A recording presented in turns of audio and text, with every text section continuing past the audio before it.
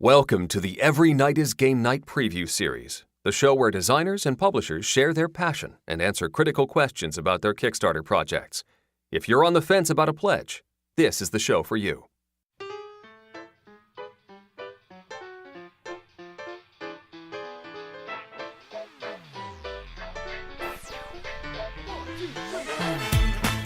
Every Night is Game Night, episode 37, The Shared Dream, with John Borgese.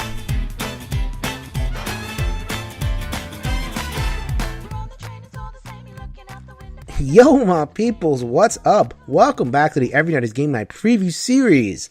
I am your host, Jason. Thank you so much for joining us. I love when we can do a Kickstarter project that we have already talked about. This game is The Shared Dream. It is from ODAM Publishing. We reviewed it on episode 96 of the podcast with Liz and Jeremy, our little Kickstarter roundup. Gave it a positive review, so I'm really happy to have the publisher. This is John Borgese. I'm going to mess that up, right? It's quite all right. Hello, everybody. And yes, that's correct. John Borgese. John Borgese. He's a fellow New Yorker. If you hear a little bit of New York accent in the call, just go ahead and look out for that. You'll hear plenty of windows and waters and all the terrible English. I make no apologies. We're going to hear a lot of talk. Yep. Gaming talk. So this is John Borgese, co-founder and CEO of ODAM Publishing, the publisher of The Shared Dream. The Shared Dream is currently back on Kickstarter with a new and improved printing, as well as a big box expansion with some solo scenarios, cooperative scenarios. So there's a lot to offer in the Shared Dream universe. We're going to get into all that, but you know how we roll here on Every Night is Game Night. We're about the people. John, tell us a little bit about you. You are the founder and CEO of a whole company, so maybe you could tell us about the journey to get there. It makes it sound so much more exciting. It's a journey. When you call it a journey, it just sounds better. Something, it's true. Any endeavor is like that. And it basically started with, one of those, I guess any good story, a simple conversation that you didn't take too seriously. And then one thing leads to another. And before you know it, you're several years deep into running a company and you're looking back thinking, how did I get here? But it all basically started with just me and some of my fellow cohorts at the company that we really had this idea for. Started with an RPG discussion, actually, which was the first product we ever designed and made. And one thing led to another, and before you know it, we just fell in love with the concept and thought, we could really make this work. People like what we do. And that was how it got rolling. Mm-hmm. Yeah, and it's a really neat RPG system. That's exactly where I wanted to start. So you guys know I'm a big theme guy. I've played RPGs all my life. This particular RPG, this kind of shared dream universe. Now, so what you're in for, if you don't know the review and if you don't know the background of it, this is an RPG that's set in a very adult horror themed kind of universe. Like if you're going to be in this world, 14 plus, if you want to get into some of the psychological stuff. And this isn't like, slasher gore type things. This is, killer clowns and stuff that gets into your nightmares and your dreams and everything. So maybe tell us a little bit about the RPG. Give us a setting so that we can better understand the game. Yeah, it's actually pretty simple, and that's one of the great things about it is it makes a good segue for an introduction to RPGs. Like you're saying about dreams and nightmares being the subject matter, the basic principle is that the game takes place in a version of our world where people are coming to realize that magic is real, and that the only reason they haven't been aware of that their whole life is because an entity actively blinds them to that truth. These people call that entity the doubt, and this malevolent force basically tries to convince people that dreams and the magic that they create aren't real. And so a very few players are able to break that mold and bring the magic of their dreams to life in the real world. Oh, so like the whole line about the devil, the greatest trick he ever pulled off is convincing a world that didn't exist? Precisely. That's basically the gist. The idea there is that the doubt wants people to stop believing, and so it makes nightmares real to try and convince people, you know what, you want to believe in your magic and your dreams? I'll make your nightmares real, and then we'll see who gets the last laugh, essentially. Mm-hmm. And that's why the content can be dark at times, but the truth is nightmares are supposed to be intimidating and scary, and that's why they make a good, enemy in this particular role-playing game. And they could be as appropriately scary as the player wants them to be. I mean, in my dreams, the nightmares are dark, so they have a dark slant and they're pretty terrible. And they are, yes, very much mature. But I've had plenty of play groups that play with much less severity to their nightmares, and the idea of something being spooky is terrifying enough, and that's good for them. And so just to describe the mechanics of the RPG, is it mechanics heavy, mechanics light? Is there a lot of source material? Do you leave it open? What we tried to do, and I think we did a pretty reasonable job of, is to run right in the middle. We always, or I should say me personally, I've always believed that, systems should have the capacity to acclimate themselves to whatever the players need without having to be redone. Having it be modular and be able to adjust to whatever the circumstances are is something that was important to me. So the rules, or the Chrome, if you will, flex quite a bit to the player's needs. But the actual, amount of magic, the explanation for certain specific details, all of that stuff is left somewhat vague in appropriate spots so that people can make the game their own. Like I was getting at with the severity of nightmares, if you have a group that wants to play a really dark story, we try to leave enough flex in the logic of the story elements so that people can tell those stories. And then if people want to tell less severe ones, they can tell those too. So kind of in the middle, but just enough to let people do what they please, because I have always believed that's what makes for a great RPG, a group getting what they need out of the product, not what I might need. All right, so now we transition over to the board game, The Shared Dream, which is a big adventure-style board game. Think Arkham Horror. That was my Eldritch Horror, like a big expansive map, modular map, unlike Arkham Horror. But that kind of sense of your normal people, and you're walking around the board, you're trying to accomplish a general mission, whatever the mission is of the scenario, while these nightmare creatures are kind of running around and causing trouble. So, you're doing that short-term, long-term thing, and you're reading these stories. So maybe you could tell us a little bit about the board game itself. I mean, we're not going to get too much detail because we have a whole episode dedicated to it, or a segment. But, just to introduce people to what they're getting when they pledge into at least the base game. Well, for The Shared Dream, it obviously was thematically an adaptation of the RPG. But what we wanted to give people was an experience, much like what you're getting at. Arkham Horror is a good example. It was a great example of a game leading with its theme and really helping a player get immersed in it. We wanted to accomplish that same mission, but to make it very much more like an RPG experience where people felt that, sometimes a board game is a better solution for a game opportunity than any other, being able to just open the box and play. But what we wanted to offer was more of that story feeling, more of that immersion where a player was actively taking a hand in telling a story in a unique way. And in this particular game, they're going to get the opportunity to do that. They'll have their own particular quests and stories that they'll walk through, and in a way, in a different medium, of course, they'll be able to unfold a story with their own contributions towards its end result. Yeah, and I think the strongest thing, and Jeremy and I were talking about it, and this is the best part of the game, is the personal reflection decks.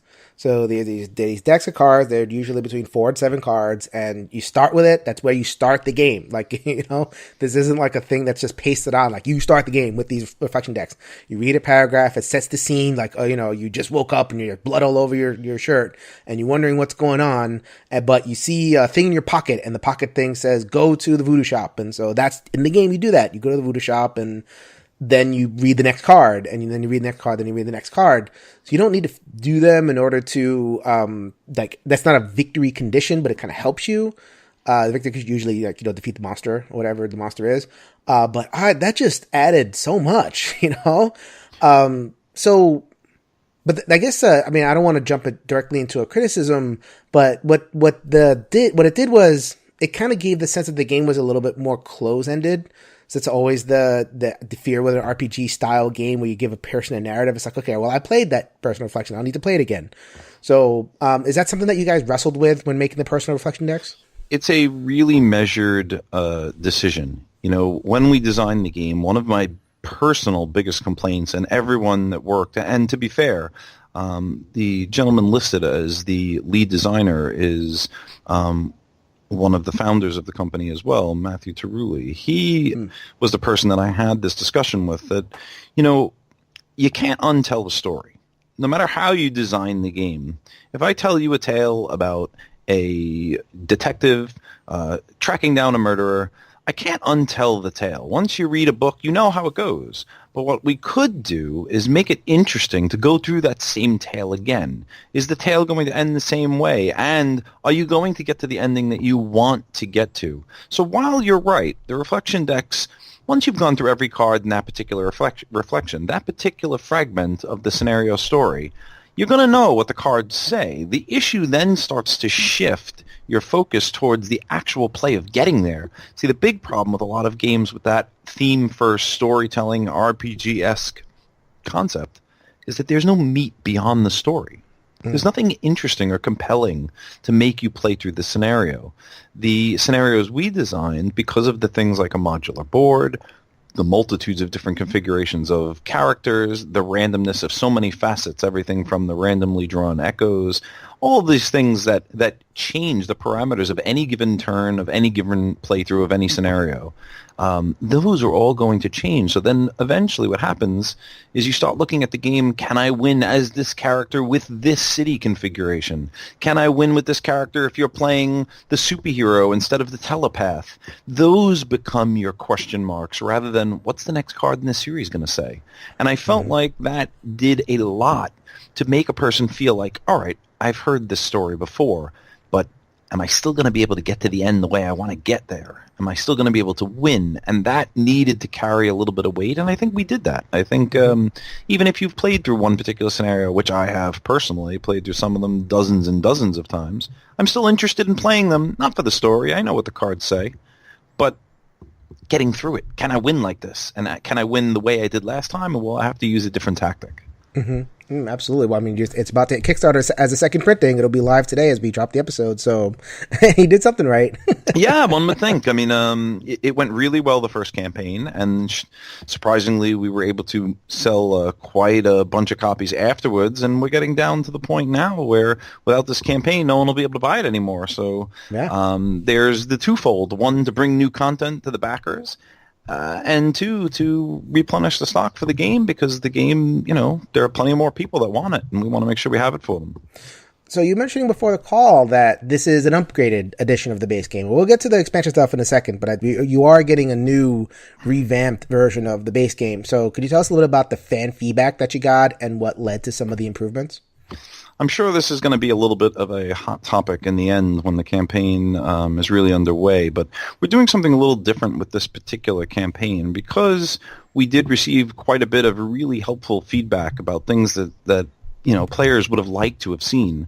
We actually are allowing the previous backers and previous customers who have purchased the game directly from us before to get the updated version along with their pledge of new expansion material for free. So this way, the backers who had supported the project and helped it come to life, so long as they're willing to go in for the new stuff, they'll get all these updates as a gift from us because, well, the game wouldn't exist without them. So that was really the idea. But the improvements are subtle, and they are, I think, impacting depending on how you look at the game. Stuff like an epilogue story to each of the scenarios. Those kind of things where you make the game and it never occurred to me that people would be so keen to hear how we wanted to tell the ending of their story. I intentionally left that out, and I take the blame for it fully, because when the idea was brought to me by Matt, I told him, I don't think we should write their endings. They're writing the endings. But, it was just something that when you're wrong, you're wrong. And everybody told me, we felt it was disappointing that you didn't give us an ending. And I said, okay, well, if that's what you want, then that's what we'll do. We make the game for the user, not for us. So if that's what they want, then that's what we'll make. And that's what we did for all of the updates. A better rule book, things that weren't clear, that people complained weren't quite right. A little bit of a refinement with the way the character tabs are. They're going to come now as a bifold that's connected in a more truncated form so we can conserve some table space for people. All little adjustments that aren't changing whether the game works the way it does or anything like that, but improvements that really put a new layer of panache on it and to bring it to a higher standard than it was the first time around. So the actual stuff, like the little standees and the tiles, are you replacing that stuff, or are you giving out like the cards and the rule books and all that kind of stuff? Well, let's see. The standees and all of that stuff will be done more or less the same. We have been in discussions with a manufacturer already about what improvements can be made to the caliber of things like the minis and stuff like that. That's a more complicated ordeal, but we've started that discussion. Any improvement I can make, essentially, I'll make. I mean, the idea here is to give the best possible product to the consumer, and in this case, a backer. But the most of the active changes is clarification in the rules, numbering the cards in an intelligent way so that people can easily parse which cards belong to which chain of events, plastic caps so that you can color code the similar miniatures that might be on the board at the same time. That kind of stuff. The epilogue cards, so that stories have an official ending based on how you played the scenario. And a big improvement, I think, is the actual character bifolds. They're going to have action tracking and better health tracking on the actual player cards, which is a much more refined manner of handling it than the way we were doing in the past. So there's slight gameplay improvements and quality of life there as well. But I think when you put them all together, they make a much chicer final result than the first go-around. And I think people who like the game will appreciate those things. So the one difficulty that I had in terms of the actual game experience is that there's a lot going on the enemy side. So you have your mooks, which are the reavers. They're running around. They all move. So in Arkham Horror, they sit there. They don't do anything. you go to their gates. But in your game, they move. And you have to kind of calculate, okay, where are they going? Where's the arrow and everything? And then you have the bad guy turn. And sometimes the bad guy turn has multiple aspects to it. And then you go through all that. And then you have your own kind of nightmare phase. You check to see if you summon your own nightmares. And then you do all that. And you start a new round. And then you pull the echo cards, which the echo card is like this kind of beginning little buff that changes up your each little turn. We forgot the echo card almost half the time because we were doing because we did all that admin and then now it's my turn and you're like eager to get to your turn, so you gotta forget this piece. I just felt like the admin was a little much. Was that addressed at all, or do you even agree? Do you feel like that's all? Some of that will change. Okay. Some of that is addressed. The particular issue that you're talking about is more scenario based because the complexity of turn-by-turn gameplay varies pretty wildly based on the scenario you play, which is a good thing because certain more complicated scenarios are more compelling for a lot of reasons because they're more involved. But we did find that there were a few. The one in particular that uses mooks is an old comic superhero, supervillain, tongue-in-cheek kind of tale.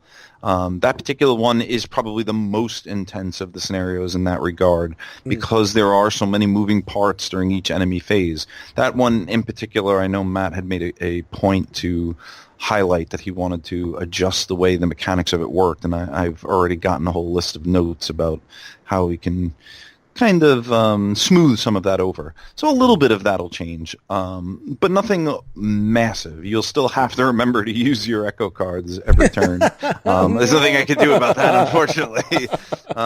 You will have to remember. Now you will have little cheat cards in the original printing too, but you'll have little cards to guide you that if you leave them out, you'll be able to walk through it. But you will have to remember the turn order. I can't do much about that, unfortunately. Yeah, I mean, but at the end of the day, I mean, we're adventure gamers, and I think we're used to a little bit of overhead. Like all these games that I'm mentioning, where I mean, even like a game like Gloomhaven, Too Many Bones, they're all going to have this kind of like piece of admin. It's just a question of, what I find is the more immersed you are in the world, the more you can kind of take a little bit of that overhead. So, and this game is going for your immersion. That is, if it's not doing that, it's not doing its job. But if you can kind of melt into this world, you are your anima, you are your human being, you're summoning your, whatever it is. It could be, cop, a superhero, whatever it is. If you can kind of get into that, and there's enough mechanical ways to get into that, as well as the story, then I can really recommend this. Like I said in the other episode, I feel like this product is definitely worth a look. I was joking with John before the call. Like if I didn't think it was worth a look, I wouldn't have him on the show. It's probably wise. No, this is very cool. So we're getting more, though. We are absolutely getting more, not just a revamp of the base game. We're getting some expansion content. So maybe you could talk about some of that. Yeah, no, the expansion's pretty exciting. In the first campaign, we had quite a few expansions that were unlocked throughout the campaign as backers pushed for new and new stretch goals. We added new and new, more and more content, and they were able to get some pretty fancy and cool stuff done. This time, since it's obviously a reprint for the base game, we changed the structure a little bit of the campaign to make it more focused on those purposes exclusively, but we did want to bring some new material to fans of the game because ultimately you always want more of something you like. So, oh, sure. So this time they're going to get one singular big box expansion, and that expansion's thematically titled Covens. Now, in the source material, Covens are a group of these dreamers, these anima, that bind themselves, if you will, together for a singular purpose to protect themselves from, the nightmares that plague them. So it's kind of like, like minds joining together to protect themselves from the threats that only they know exist. So the expansion is going to be centered on that theme. There's going to be new cooperative scenarios, which would be whole new gameplay scenarios that that anyone who's enjoyed the base game can then play to get new experiences. So there'll be 2 of those. And then there'll also be a new series of solo scenarios. In the first box, if you wanted to play solo, you had to adopt the identity of 2 different characters, or you had to buy a solo expansion called the Crux Collection, which was just a series of solo introductions to the, 10 different characters. And people loved them, so we said, you know what, we should include some more of this solo material as well. Oh, Kickstarter, it is the land of solo. People want to get their bang for their buck, and that solo is a great way to do that. Yeah, I got to be honest, I didn't anticipate that. And I almost exclusively did the solo scenarios for that expansion, and even I was just surprised at how appreciative people were of it. So it just next time, talk to us here at Every Night is Game Night. We'll tell you all about the solo backers. We got this is our 37th preview, and they're all solo friendly games. Yeah, it's like I told you when we were goofing around before. Sometimes you need someone outside yourself to tell you things so that you see them clearly, and that was a good example. I underestimated how much value people would find in that. And so this time around, we're going to include it in the singular big box expansion. There's going to be solo material, so anyone that wants to can enjoy those scenarios as well. And then there's going to be a slew of new material that's backwards compatible, just to give you some more diversity for all the old familiar scenarios or expansions that you may have already be possessing. So those original 5 scenarios that come with the base game, any of the old expansions, there's going to be material in this box that you can then go and use to spice up all that old material to do, like I said before, wonder if you could beat the game with this new artifact. Can you beat this particular scenario with these new city tiles? Can you beat it with these new reavers in play that weren't in existence before? We always want people to feel like everything that they've gotten from us is getting more valuable to them, not less, when new stuff comes out. Mm-hmm. So that is the Shared Dream. It is currently on Kickstarter. It has launched the same day that this episode is dropping.